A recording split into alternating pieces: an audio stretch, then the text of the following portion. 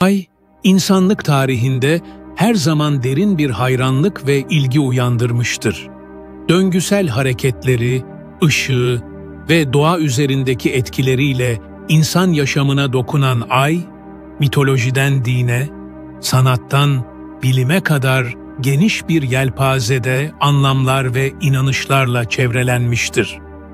Ay birçok uygarlıkta tanrı veya tanrıça olarak kutsallaştırılmıştır.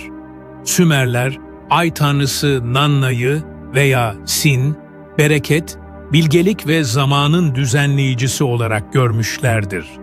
Babil mitolojisinde de benzer şekilde ay, göksel düzenin bir sembolüydü. Eski Mısır mitolojisinde ise ay, bilgelik tanrısı Tot ile ilişkilendirilmişti. Tot, yazının, bilimin ve büyünün koruyucusu olarak kabul edilirdi.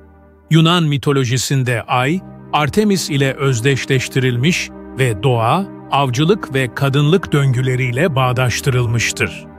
Artemis, saf ve bağımsız bir tanrıça olarak ayın evrelerini kadınlığın ve doğanın döngüselliğiyle ilişkilendirmiştir. Roma mitolojisinde ise bu figür Diana adını almıştır. Çin mitolojisinde ay tanrıçası Chang'e öne çıkar. Efsaneye göre Chang'e ölümsüzlük iksirini içerek aya yükselmiş ve yalnız bir yaşam sürmeye başlamıştır. Bu hikaye, Çin'de her yıl kutlanan Ay Festivali'ne ilham kaynağı olmuştur. Ayın evreleri ile kadınların biyolojik döngüleri arasında bir paralellik görülmesi, ayın doğurganlık ve annelikle ilişkilendirilmesine yol açmıştır.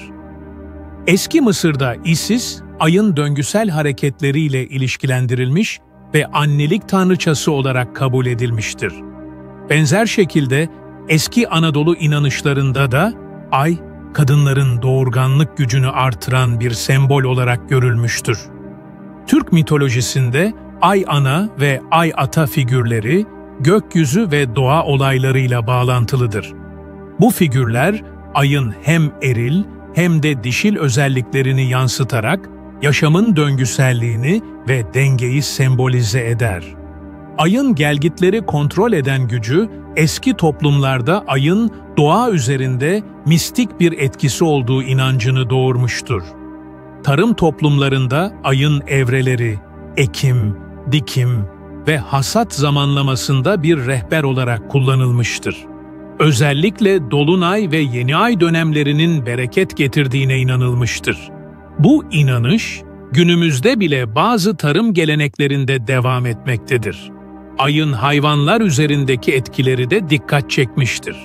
Örneğin, bazı deniz canlılarının üreme döngüleri ayın evreleriyle uyum içindedir. Bu durum, eski kültürlerde ayın yaşamın düzenleyicisi olarak görülmesine katkı sağlamıştır. Ay ile ilgili batıl inançlar, dünya genelinde yaygın bir şekilde karşımıza çıkar. Dolunay, özellikle birçok efsanenin odağında yer alır. Kurt adamların dolunayda ortaya çıktığına dair inanış, Batı kültüründe popüler bir efsanedir. Ayrıca, dolunayın insanların ruh halini etkilediği, daha agresif veya duygusal hale getirdiği düşünülmüştür. Orta Çağ'da dolunay dönemlerinde cadılık faaliyetlerinin arttığına inanılmış ve bu dönemler tedirginlikle karşılanmıştır. Bazı kültürlerde ise dolunayın olumlu etkileri olduğuna inanılmış, ruhsal farkındalığı artırdığı ve dileklerin gerçekleşmesi için ideal bir zaman olduğu düşünülmüştür. Türk mitolojisi ve inanışlarında ay, kutsal bir sembol olarak öne çıkar. Gökyüzü, Türkler için her zaman özel bir anlam taşımış ve ay ata, gök tanrıları arasında önemli bir yer edinmiştir. Türk bayrağındaki hilal, ayın bu kültürel ve dini değerinin bir yansımasıdır. Eski Türk inanışlarına göre, ayın ışığı rehberlik eden bir güçtür ve karanlık zamanlarda insanlara yol gösterir. Ayrıca, Türk destanlarında ayın kahramanlık ve yücelik sembolü olarak kullanıldığı görülür.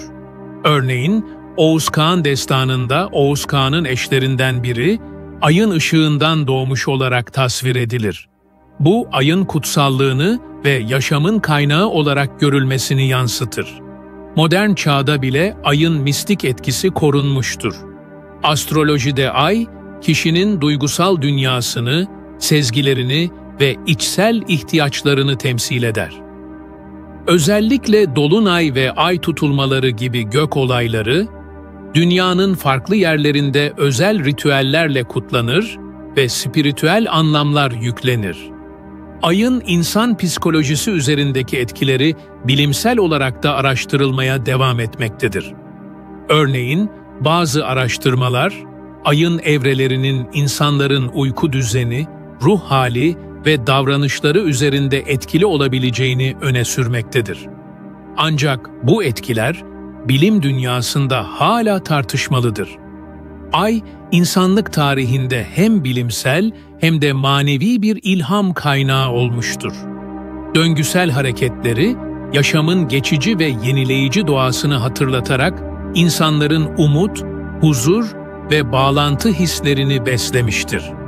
Mitolojik ve dini inanışlardan modern astrolojiye kadar ay, insanlığın kolektif bilincinde derin bir sembol olarak varlığını sürdürmektedir. Onun ışığı, karanlık zamanlarda bir rehber, döngüleri ise yaşamın sürekli değişen ama hep yenilenen doğasının bir hatırlatıcısıdır.